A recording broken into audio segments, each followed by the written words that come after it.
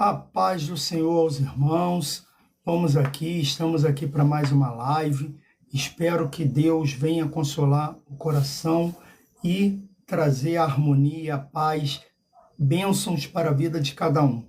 Hoje eu estarei aqui lendo uma palavra que está em 2 Samuel, capítulo 11, a partir do verso 1, que diz: E aconteceu que, tendo decorrido um ano, no tempo em que os reis saem para a guerra, enviou Davi a Joabe e a seu servo com ele, e a todo Israel, para que destruísse os filhos de Amon e cercassem Rabá. Porém, Davi ficou em Jerusalém. E aconteceu a hora da tarde que Davi se levantou do seu leito e andava passeando no terraço da casa real, e viu do terraço uma mulher que se estava lavando, e era esta mulher muito formosa à vista. O que é que nós vamos ver aqui hoje, nessa lição de hoje? Naquele tempo, os reis, aqui já vai falar logo no primeiro versículo, no tempo que os reis saíam para a guerra. Quando se existia uma guerra, todos os reis saíam para aquela guerra junto com seu exército. Só que nesse momento aqui, Davi ele prefere ficar em casa. Não sei, descansando, ou por ele confiar no seu exército, no seu general, nos seus guerreiros, nos seus valentes, achou que não precisava estar à frente dessa batalha.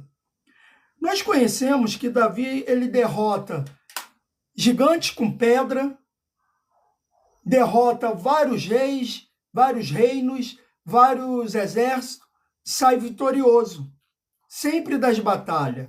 Só que nesse momento aqui, nesse dia, Davi não vai para a guerra. Só que aqui é a única guerra que Davi perde. É como eu já estava falando, Davi ganhou de gigante, venceu os filisteus, juntou todo o povo de Israel, ele consegue juntar todas as tribos e fazer uma grande nação, que era o desejo já de Deus prometido a Abraão. Porque antes daquilo eram tribos espalhadas e eram israelitas, mas espalhados, cada um com sua independência.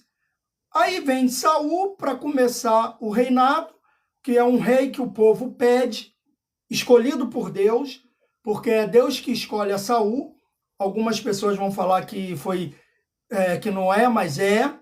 Ele é um rei que o povo pede e quando Deus escolhe, o aprova.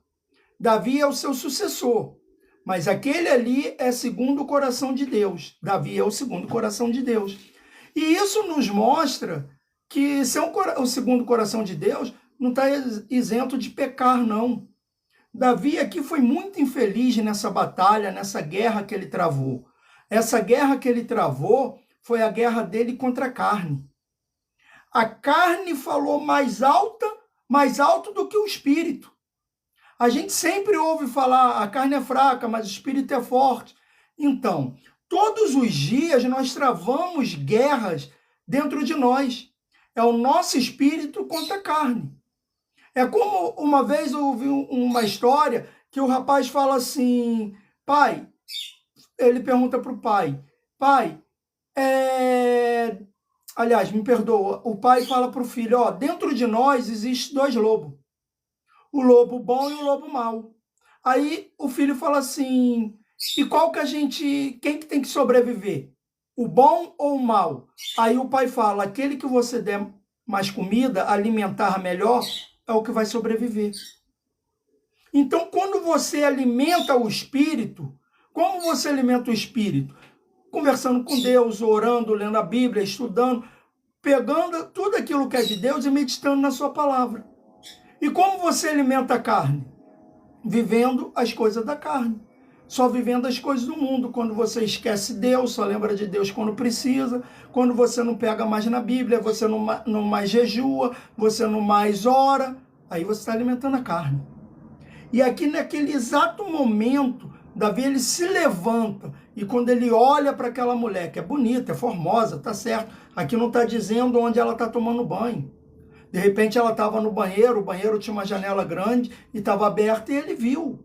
de repente ela tinha uma banheira em cima do terraço e ela estava tomando banho no terraço, ele viu. Não sei, a Bíblia não está dizendo onde ela estava. Estava dizendo que ele passa, olha e vê ela se banhando.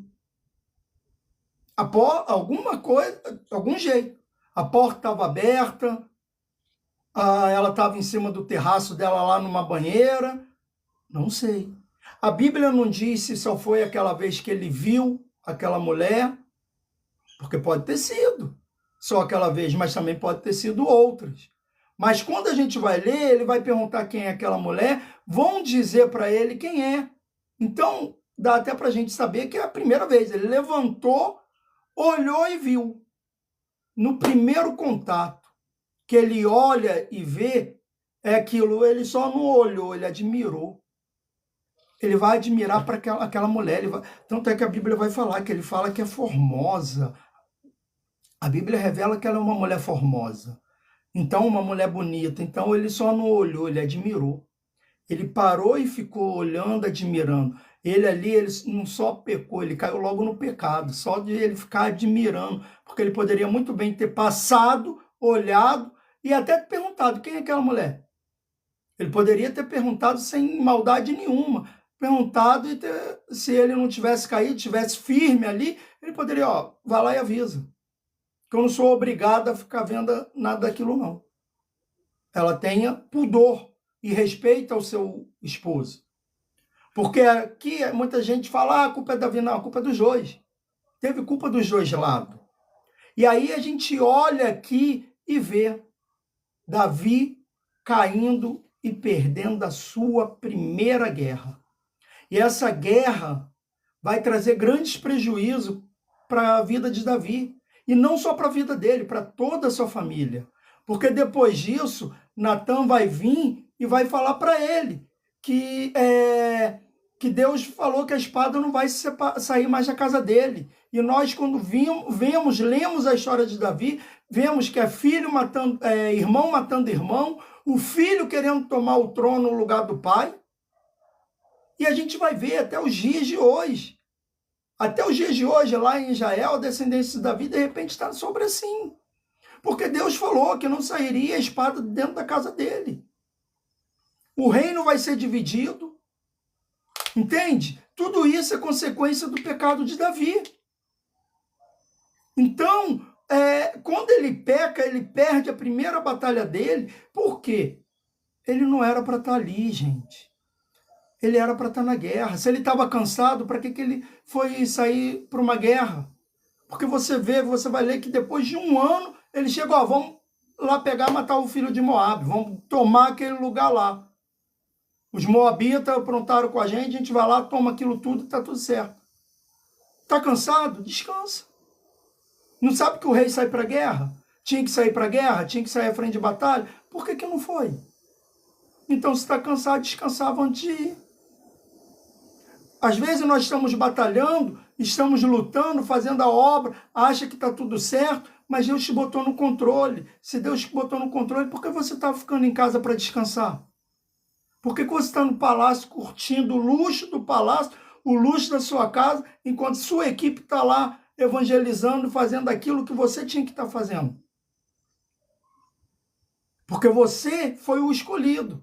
Se você for o escolhido para comandar um exército, não fique em casa descansando, não. Porque aí, se você ficar descansando, você vai perder sua batalha.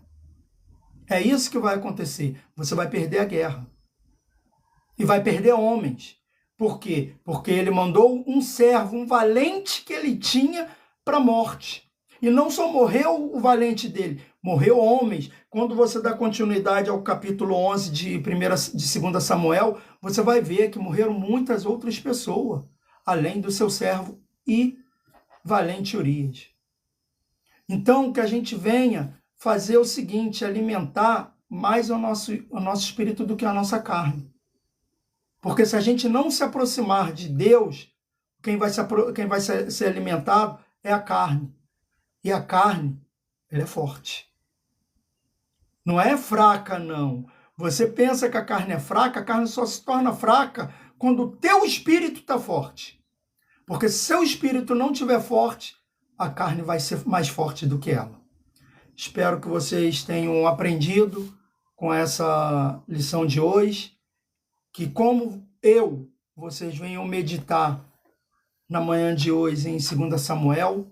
Eu estava pedindo a Deus aqui uma palavra e Ele me deu essa palavra enquanto eu estava começando a me arrumar para poder ir para o trabalho.